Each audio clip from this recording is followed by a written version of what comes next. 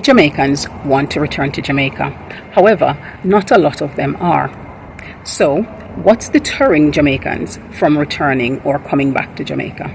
Some of them say it's due to health care. Others of them say that it's due to crime. Yet, Jamaicans on the island say that it is because they can't afford to do so. They don't have the means to move back to Jamaica. What really is the truth that we hear on comments that we are reading on the regular? Let's nosy around on this one. The Jam Fam family.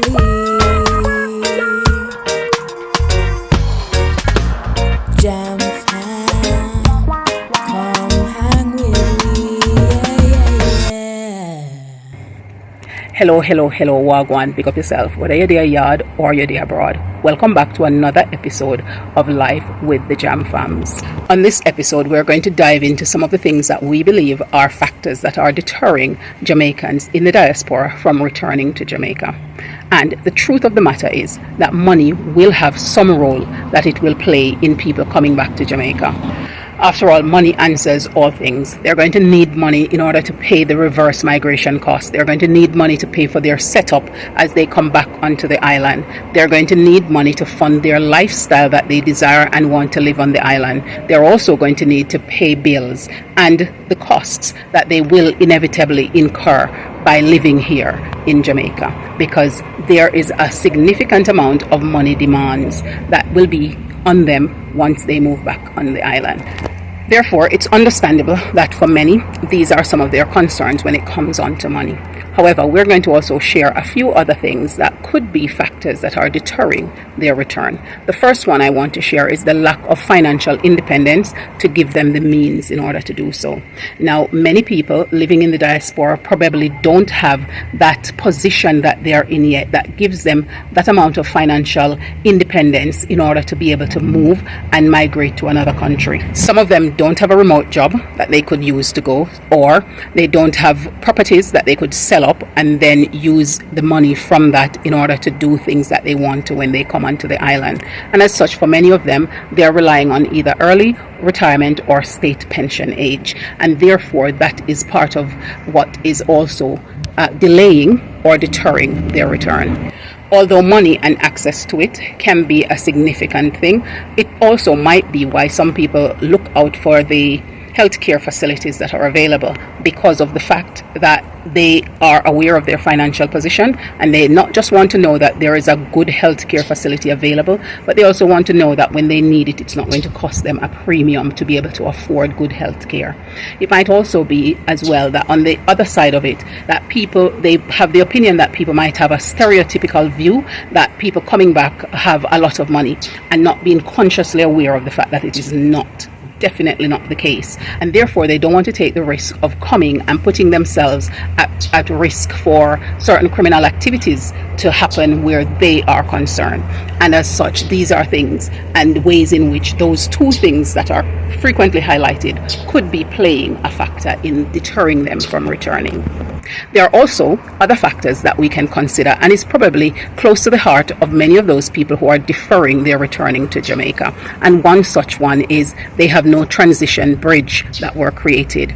So one of the other factors is that they have no resources on the island. So they don't have a house, they don't have somewhere that they can come and stay, they haven't got a network, they haven't set up any relationship with others, and therefore they've left it for too late, or time has caught up with them by the time they get to the point where they say, you know what, I definitely need to go home, or other circumstances have happened where they say, look, I've exhausted all my avenues and every option that I have, and now it's time for me to go back to my country.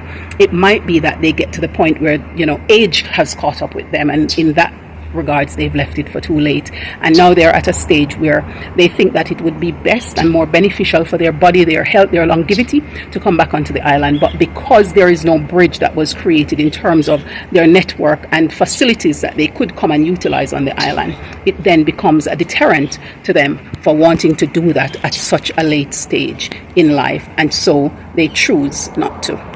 Another factor is family separation and the impact that that might have. So although they wouldn't mind coming to Jamaica, a lot of them fear that they're going to become isolated on the island because they haven't been back for such a long time, and wherever they go they want to probably be far away from the family that they left when they were small because they've grown apart and they have no relationship with them, or those areas are just too rural and they don't want to go there to live, and they fear that they will become isolated. And let's face it, Jamaica is an environment where you have good social communities and you talk with your neighbors and things like those. But if you live in certain communities where people are going out to work morning and coming in late in the afternoon and you are at home, you can feel isolated because you don't have that network of people to communicate with and hang out with necessarily in the day in your immediate community. So unless you're part of a network, so whether it's a church network or a returnee resident network, or you start to interact with other people around you, you could become somebody who finds themselves feeling a little bit isolated,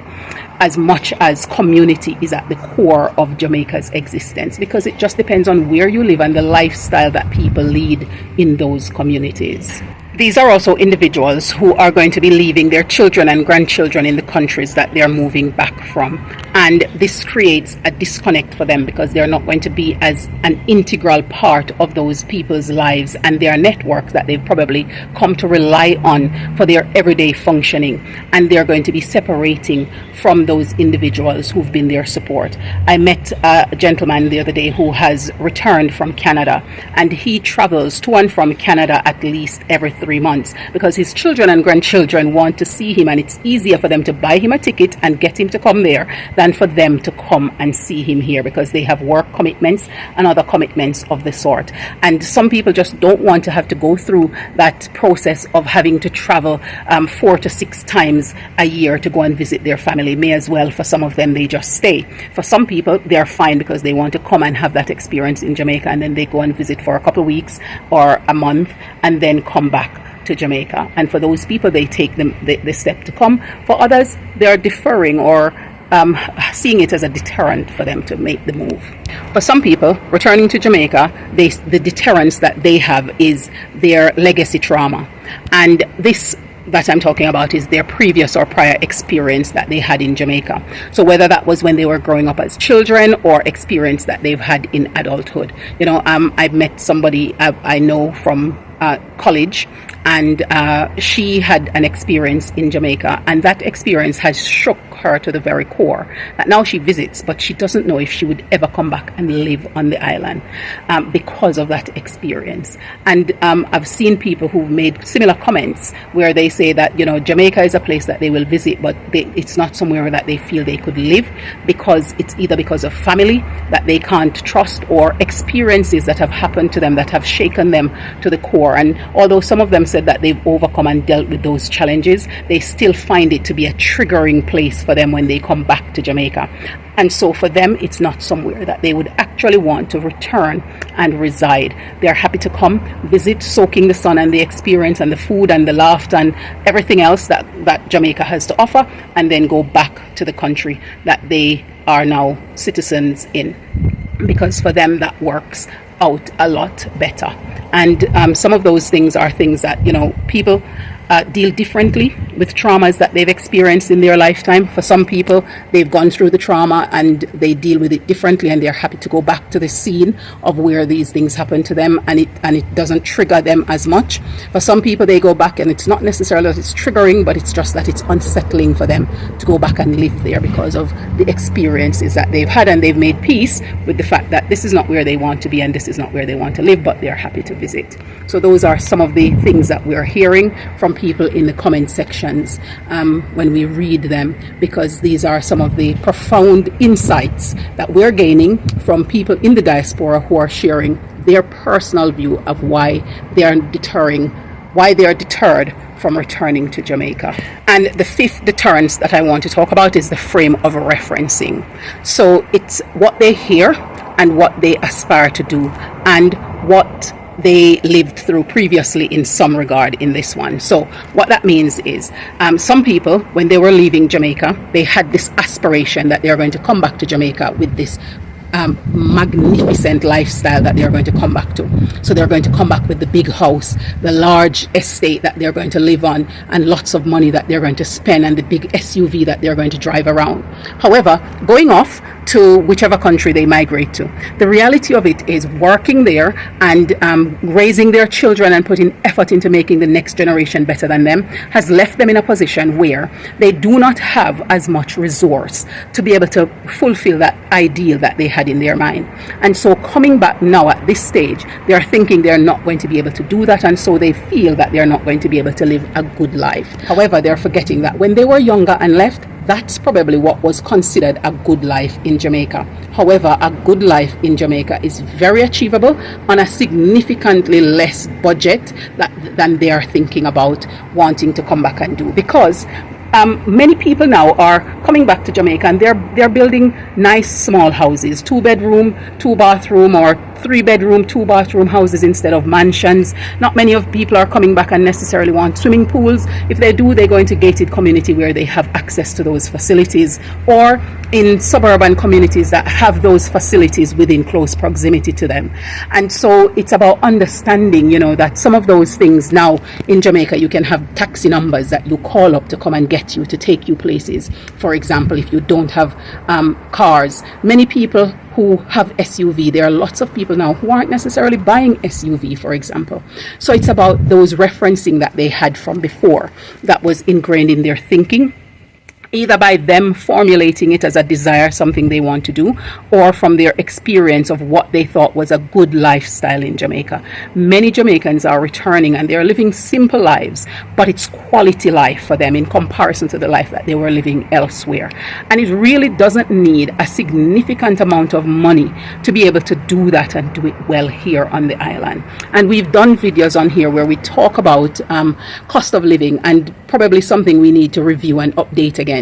However, it's worth people understanding that the cost of living in Jamaica is significantly less. I mean, imported foods and things like those that we buy, clothing and stuff, they're going to be expensive because they're imported. But on a whole, the other expenses are significantly less. It is worth people having new referencing that they can do. See some of the people who've returned and how they live, and whether or not those are lifestyle that you believe would be comfortable for you to live. And then you can make that reform decision when you reform the way that you were your referencing that you were using, as well as considering what people tell you and knowing that it might not be your same situation. So getting a good amount of insight and input from a wide variety of sources, so that the information that you're then going to generate from it to make your decision is going to be one that is actually well informed decision that you're going to make.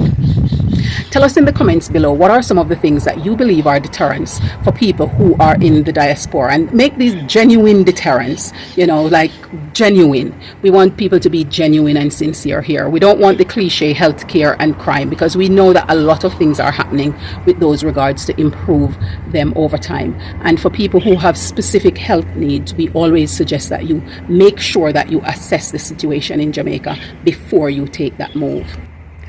If you are interested in making the move and you are looking at planning it out, as before, we have our booklets in the comment section below that is very good at helping you to plan and execute well.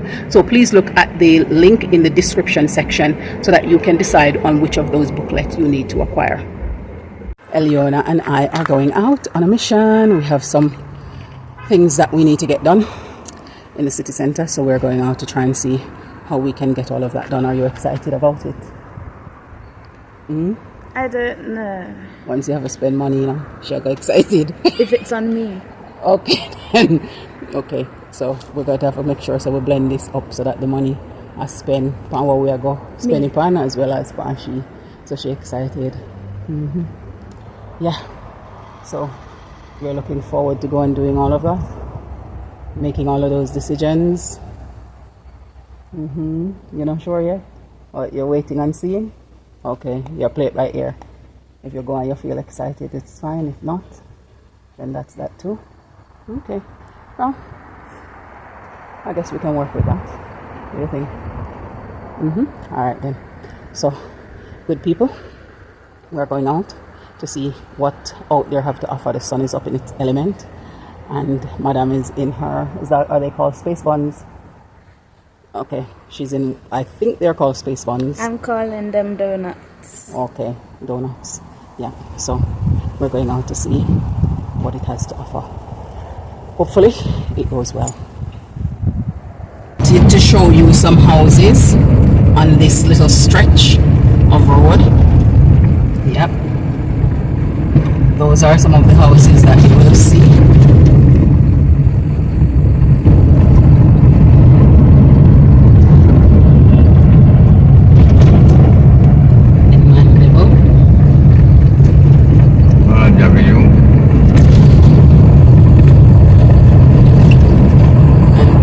Getting ready to build one over there as well. So this is coming in off the road to Spur Tree, coming down onto Wards Avenue.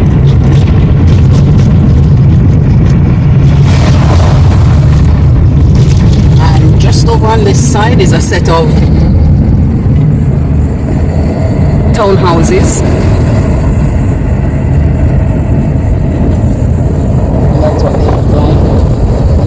Look like some apartments, and they're up for sale as well. That looks like a resort. Yeah.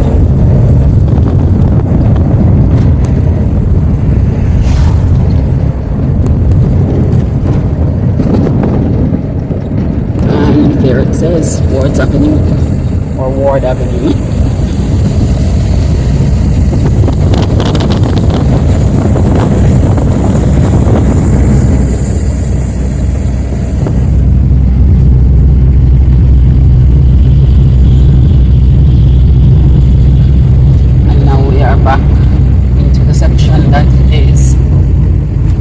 Going to be more commercial, but we have some more houses coming up ahead.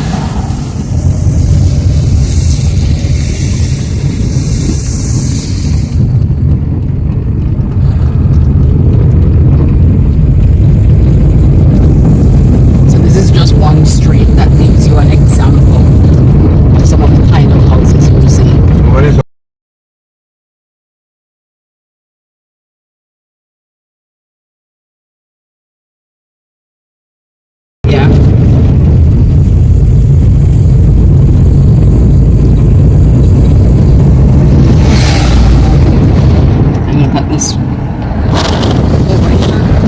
Looks like a gated community over there.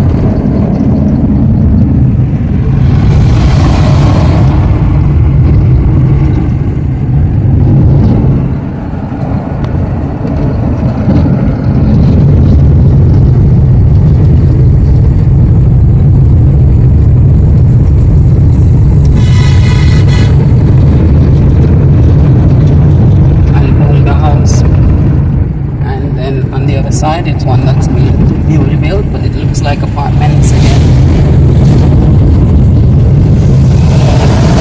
So there's a lovely blend of old and new. Somebody's constructing here.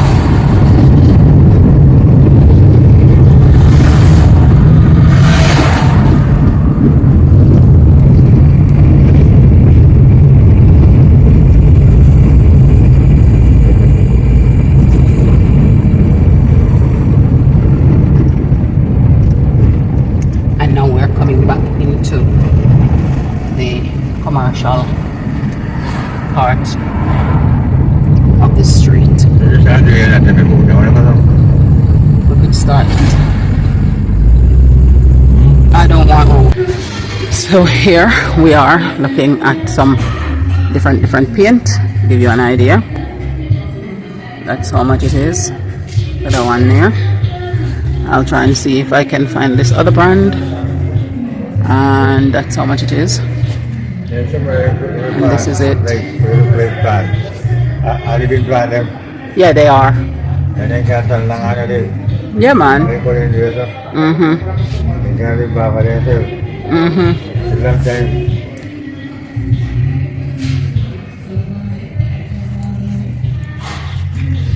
And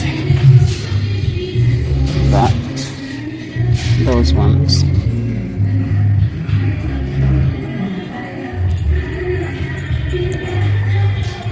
And I'll go around here because I just saw a local brand, but I don't see the prices for these ones. And here is another one, local brands. Okay, so the Berger, it's those ones.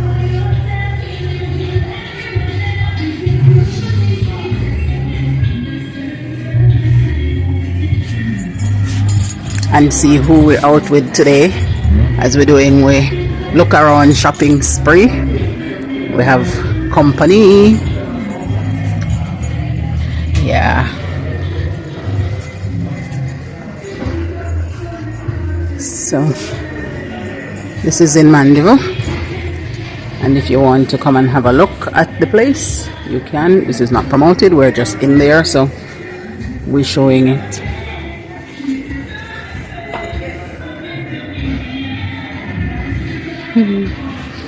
And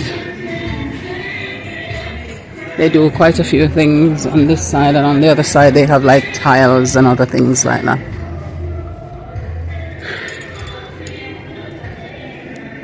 And for those who want to know, it's H&L there. It's the plant that he was talking about. Don't know what they're called, but they look like this, and of course they can go for long.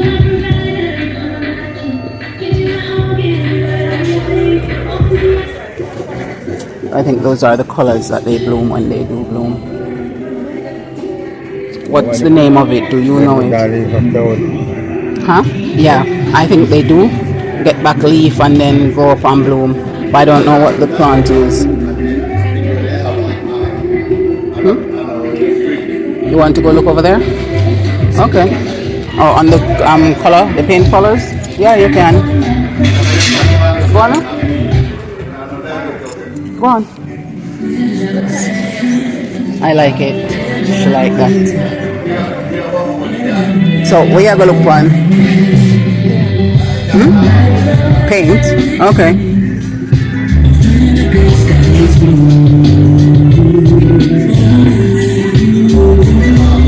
So what's the color palette you're going with?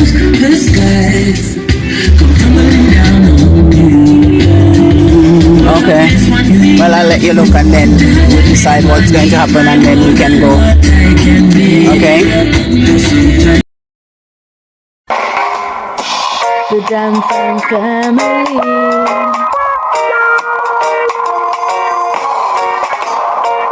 Where I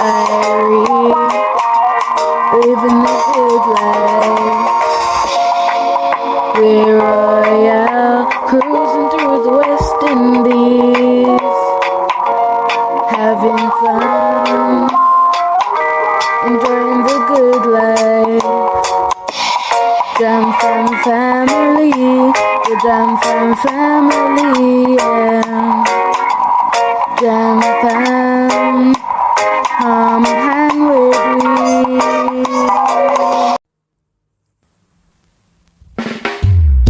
The Jam fam family.